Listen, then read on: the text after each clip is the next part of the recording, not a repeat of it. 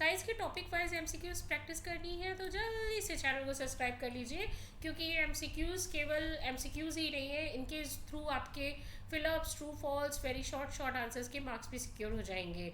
और ये एमसीक्यूज इतने इंपॉर्टेंट है आज की लाइफ में, क्योंकि अभी तो आप एकेडमिक में आंसर लेंदी लेंदी लिख के आप मार्क्स सिक्योर कर लेंगे, बट जब आप मेडिकल या कोई भी कंपटीशन में बैठते हैं तो आपको टू द पॉइंट आंसर देना होता है, जिनमें कि अगर आप कंफ्यूज हो गए तो मार्क्स गेन नहीं होंगे और आपका कंपटीशन क्लियर आप नहीं कर पाएंगे। सो चलिए मूव करते हैं अपने टॉपिक की तरफ। टॉपिक है हमारा सम नेचुरल फिनोमिनन, और एमसीक्यूज बहुत ही इंपॉर्टेंट है, तो अच्छे से करिएगा, वीडियो स्किप मत करिएगा, क्योंकि लास्ट में मैंने कुछ टिप्स दी हुई हैं जिससे कि आपको ये सारी चीज़ें लर्न हो जाएंगी। ओके, सो टॉपिक है हमारा सम नेचुरल फिनोमिनन। जल्दी से चैनल को सब्सक्राइब कर लीजिए। बढ़ते हैं अपने पहले क्वेश्चन की तरफ।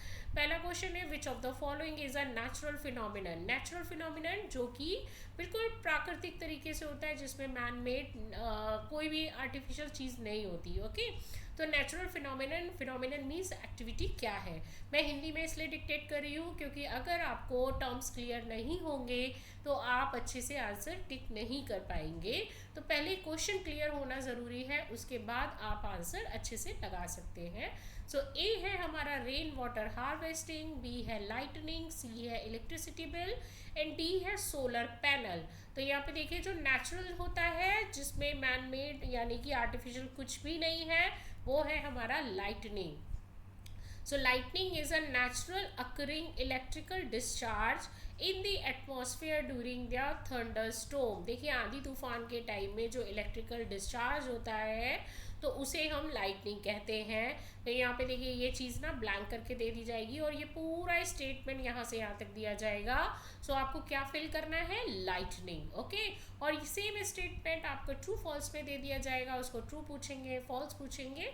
तो अगर आपको आता है तो आप इजीली लगा सकते हैं। सो इसके फिलअप्स और ट्रू फॉल्स के मार्क्स आपके सिक्योर हो गए, और एक्सप्लेनेशन से आप अपने नोट्स बना सकते हैं। सो नेक्स्ट है, when the two objects having the same type of the charges are brought near each other, they अगर दो ऑब्जेक्ट जिन पे की सेम चार्ज है, मतलब पॉजिटिव पॉजिटिव और नेगेटिव नेगेटिव, तो क्या होता है, they attract each other, they repel each other, c they melt and D है प्रोड्यूस हीट। तो देखिए, जब सेम टाइप के चार्ज आते हैं ना तो वो क्या करते हैं, एक दूसरे को रिपल कर देते हैं। मतलब अगर पॉजिटिव पॉजिटिव है तो वो एक दूसरे से दूर भागेगा। ठीक है, दो गुस्से वाले लोग होते हैं ना तो वो हमेशा एक दूसरे से लड़ते रहते हैं। अब क्या ज़रूरी है, एक गुस्से वाला हो और एक शांत नेचर का हो, तो ये क्या करेंगे, एक दूसरे को अट्रैक्ट करेंगे। Okay, so like charges mean same. Okay, आपने लाइक टर्म्स पढ़े होंगे मैथ्स में, तो ये वही चीज़ है, like charges ripple each other while the unlike charges attract। Unlike means plus or minus, like charges plus plus or minus minus, they repel to each other, but the unlike charges attract each other। Next है, which of the following pair attract each other. अब आ गया, इनमें से कौन सा pair ऐसा है जो एक दूसरे को अट्रैक्ट करता है, एक दूसरे की तरफ आता है। ए है पॉजिटिव पॉजिटिव, बी है निगेटिव निगेटिव, सी है पॉजिटिव निगेटिव एंड डी है न्यूट्रल पॉजिटिव। सो राइट आंसर है हमारा positive and negative. Okay, so opposite charges attract each other. देखिए, ऑपोजिट चार्ज है ना तो एक दूसरे की तरफ जाएंगे तो ये अट्रैक्ट करते हैं। नेक्स्ट है, transfer of the charges occur due to. जो ट्रांसफर ऑफ चार्जेस होता है, मतलब एक जगह से दूसरी जगह का जाना, तो उस वो ट्रांसफर ऑफ चार्जेस किस लिए होता है, किसके through, a heating, b cooling, c rubbing of the object and d freezing.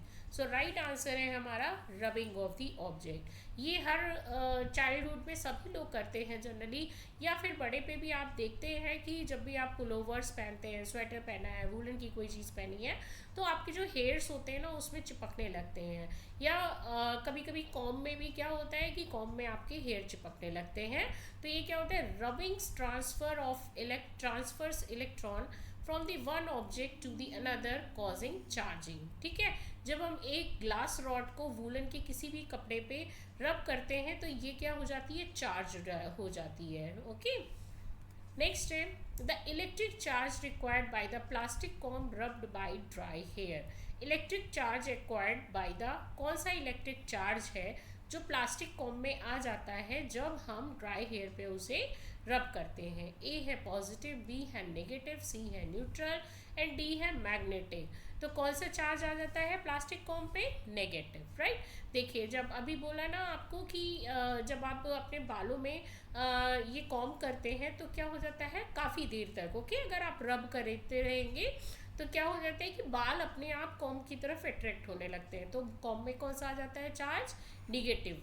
The comb gains electrons and become negatively charged.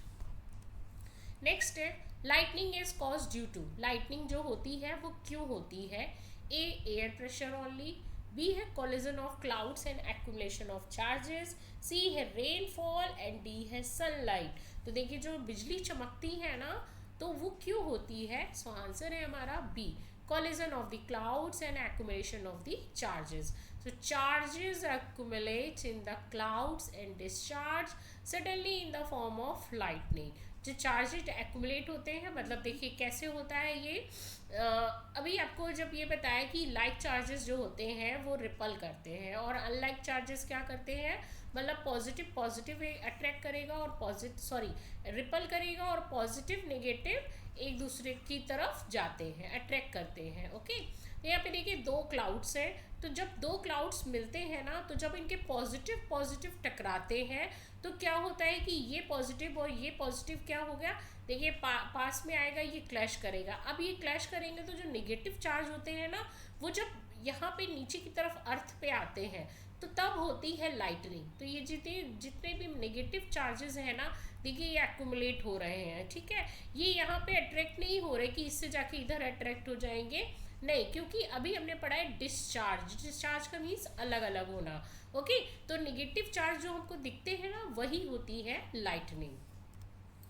Next है which scientist prove that the lightning is an electrical phenomenon. इनमें से कौन से scientist ने ये prove किया है कि जो लाइटनिंग होती है वो एक इलेक्ट्रिकल यानी कि बिजली का क्रियाकलाप है, फिनोमिनन है? ए आइजैक न्यूटन, बी है बेंजामिन फ्रैंकलिन, सी है गैलीलियो एंड डी है आइंस्टाइन। तो यहाँ पे देखिए जो हमारे कौन से साइंटिस्ट हैं, यस बेंजामिन फ्रैंकलिन। जो ये बेंजामिन फ्रैंकलिन है ना ये फेमस काइट एक्सपेरिमेंट इन्होंने किया था ये दिखाने के लिए, क्योंकि लाइटनिंग जो होती है ना जो स्काई से हो रही है वो एक इलेक्ट्रिसिटी जनरेट करती है, इलेक्ट्रिकल फिनोमिनन है जो इलेक्ट्रिसिटी जनरेट करती है नेचर में, ओके। नेक्स्ट है Benjamin Franklin use a dash in his experiment. अभी हमने इसको पढ़ा था तो यहाँ पे उन्होंने फ्रैंकलिन ने क्या यूज़ किया था? A balloon, b kite, c metal rod या d magnet. So Benjamin Franklin ने क्या यूज़ किया था? Kite, okay. He flew a kite during a thunderstorm to demonstrate the electrical nature of lightning, ठीक है। उन्होंने काइट उड़ाई थी, इसमें ये जो स्ट्रिंग लगाई थी इन्होंने ये मेटल की लगाई थी, बहुत पतली सी मेटल की वायर लगाई थी और वो ये देखना चाहते थे कि ये जो चार्जेस आ रहे हैं ना तो ये किस तरीके के हैं, तो ये नेगेटिव है या पॉजिटिव है। इसलिए इन्होंने ये स्ट्रिंग बनाई थी ना तो ये इन्होंने बहुत ही पतले से मेटल की बनाई थी, बहुत ही पतली वायर से। नेक्स्ट है which place is safest during the thunderstorm. ये आंधी तूफान के टाइम में सबसे ज़्यादा सेफ प्लेस क्या होता है? A open field, B under a tree, C inside a building and D on a terrace.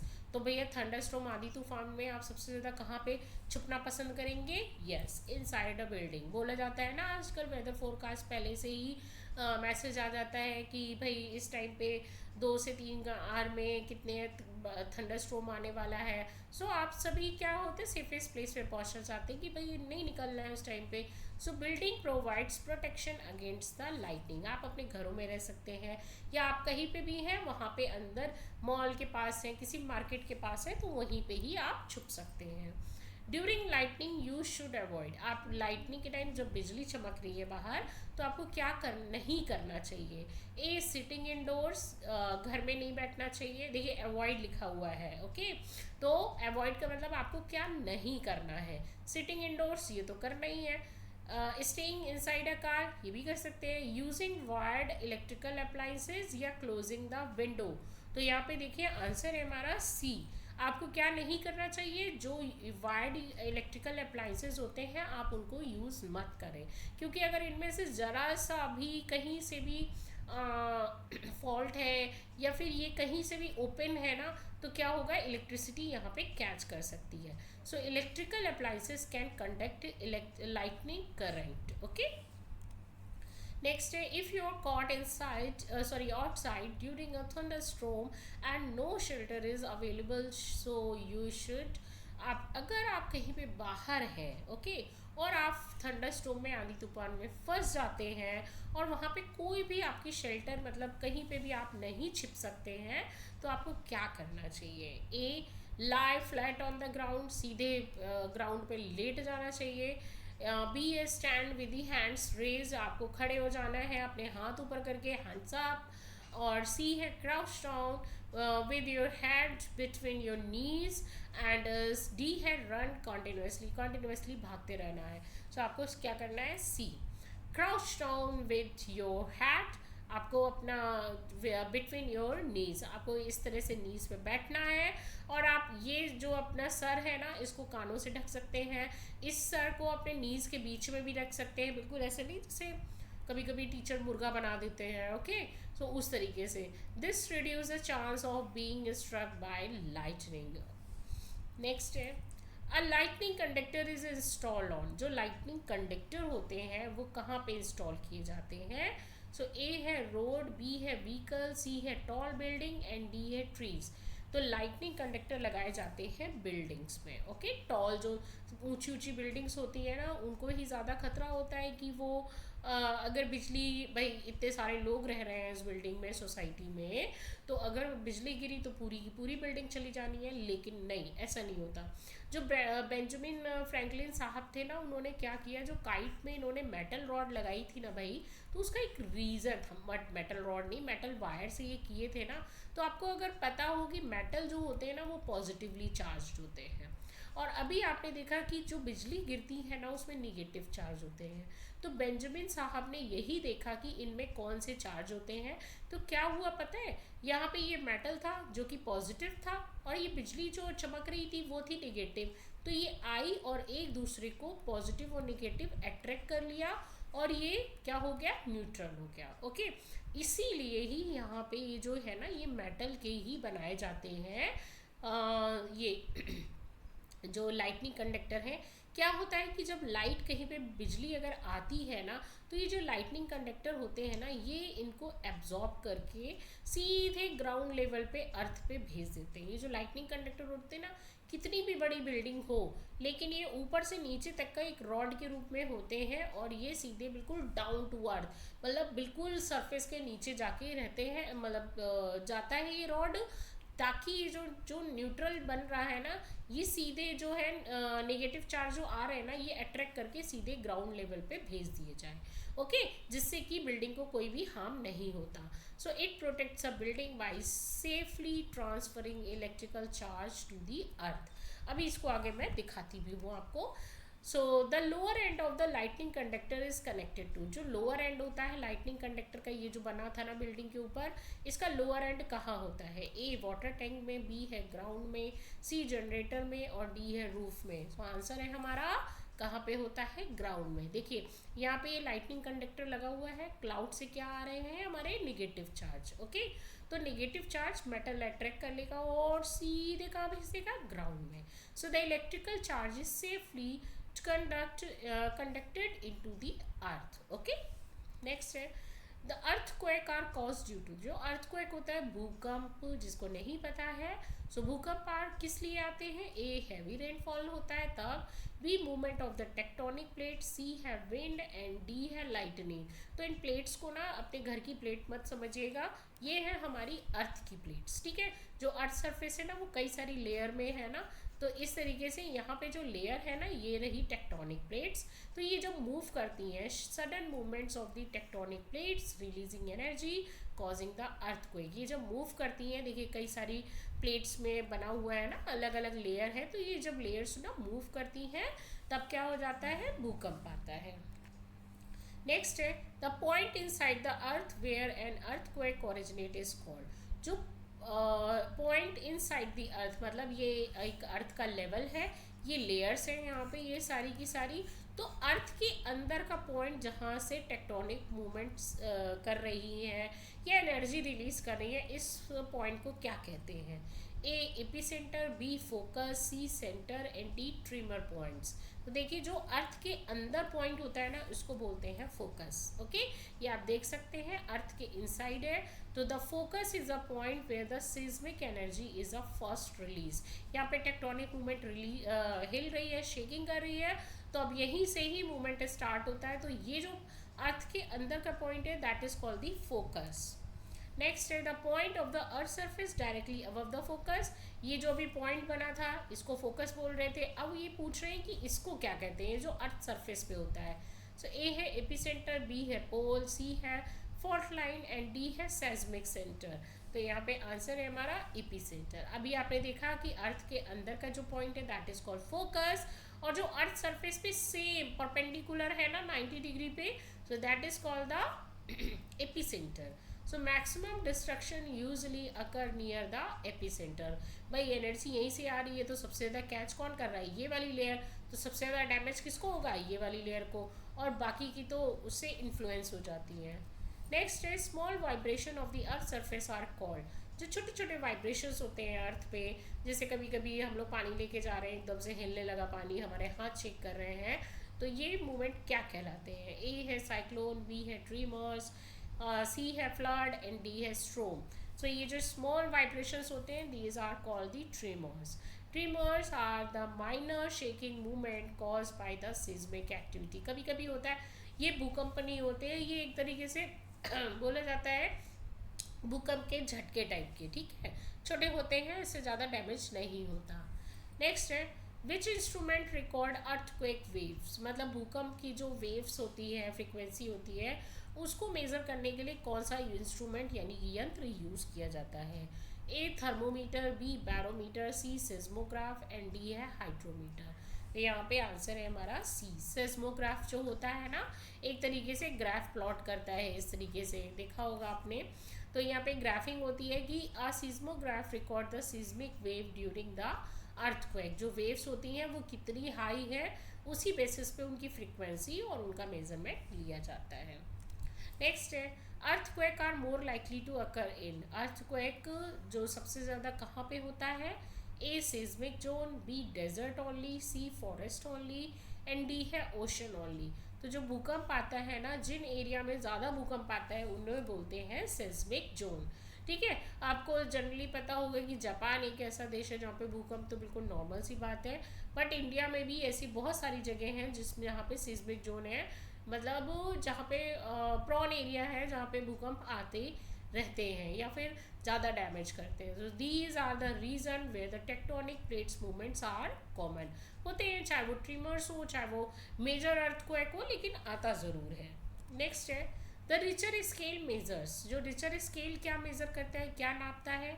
A temperature, B magnitude of the earthquake, सी है speed of lightning and D है rainfall.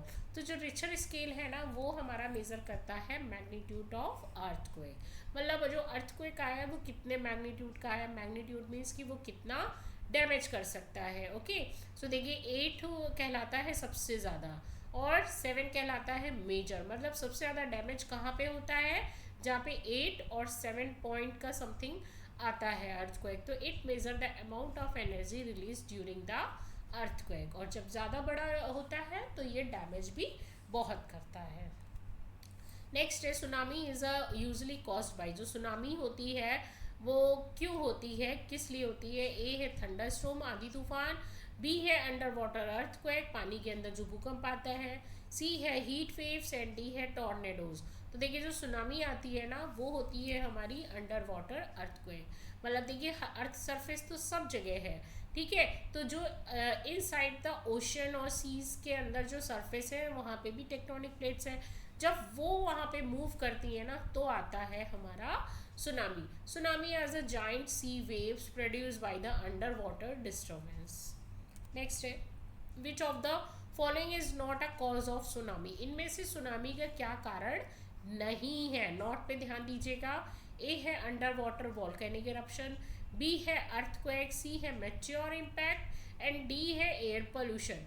तो कौन सा कारण नहीं है सुनामी का? That is air pollution. Air pollution से कोई भी सुनामी नहीं होती है, बाकी जितने भी रीजन थे उनसे सुनामी आती है। तो tsunamis are cause by the geological disturbance, not pollution. Next है which of the following is an earthquake safety measure. इनमें से भूकंप का सेफ्टी मेजर क्या है, मतलब आपको क्या भूकंप के टाइम पे क्या करना चाहिए। तो आंसर है, ऑप्शन देख लीजिए। ऑप्शन है हमारे, ए है stand near the window, b है यूज एलिवेटर, सी है take cover under a study table and D है रन डाउन स्टेयर इमीडिएटली। तो अर्थक्वेक के टाइम पे भूकंप जब आ रहा हो तो हमें क्या नहीं करना चाहिए, सॉरी क्या करना चाहिए, take cover the under a study table. मतलब अगर कोई भारी सी टेबल है तो आप उसके अंदर छिप जाइए, जिससे कि क्या अगर ऊपर से कोई चीज़ गिर रही है तो वो टेबल को हार्म करेगी और आप बच जाएंगे। तो ये कुछ सेफ्टी मेजर्स हैं, आप देख सकते हैं। This protect from the falling object, अगर कोई ऊपर से चीज़ गिर रही है तो आप उससे बच जाएंगे। नेक्स्ट है which of the following is not a safe during an earthquake. इनमें से क्या सेफ नहीं है अर्थक्वेक के टाइम पे। नॉट पे ध्यान दीजिएगा कि क्या नहीं करना चाहिए। A staying away from the glass window, B using lifts, C है टेकिंग कवर एंड डी है moving an open area after the shaking stops. Right, तो अर्थक्वेक जब आ रहा हो तो आपको क्या नहीं करना चाहिए, आपको लिफ्ट्स यूज नहीं करनी है। क्यों? समटाइम्स ये क्या हो सकता है, ये डैमेज हो सकती है, टूट सकती है और आप गिर सकते हैं। सो एलिवेटर्स में फॉल ड्यूरिंग द अर्थक्वेक। हमें जब भूकंप आ रहा हो तो लिफ्ट नहीं यूज़ करनी है।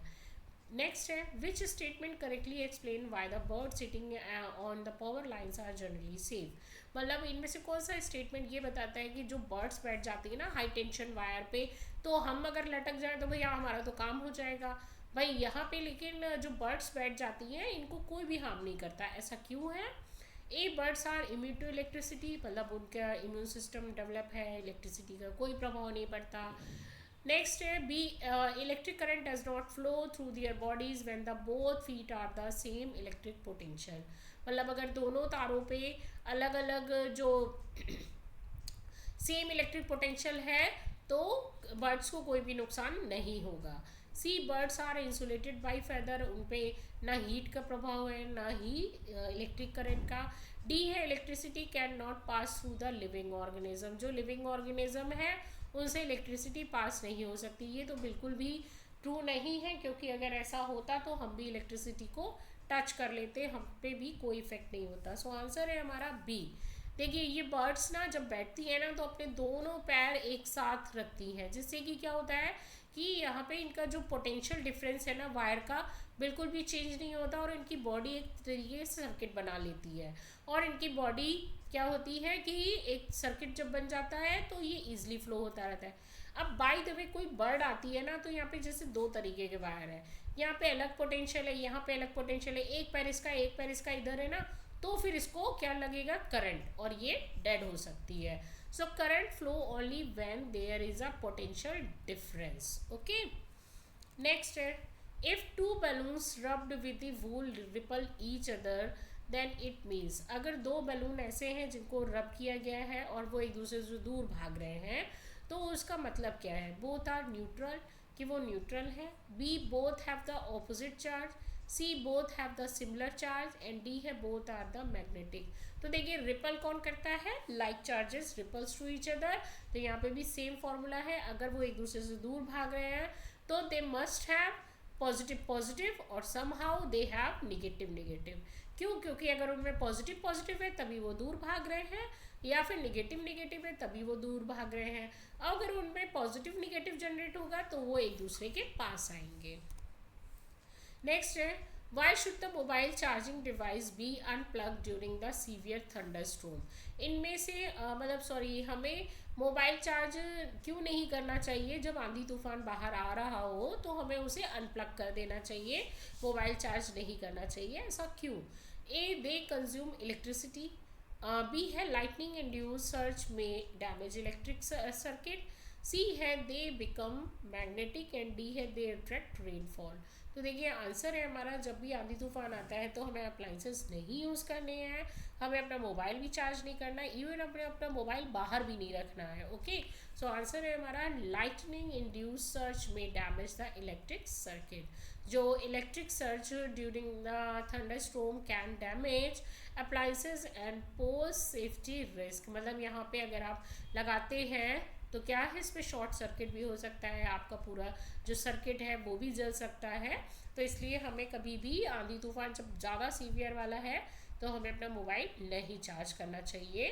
तो इसी तरह अगर आपको MCQs की प्रैक्टिस करनी है तो चैनल को लाइक शेयर और सब्सक्राइब करना मत भूलिएगा।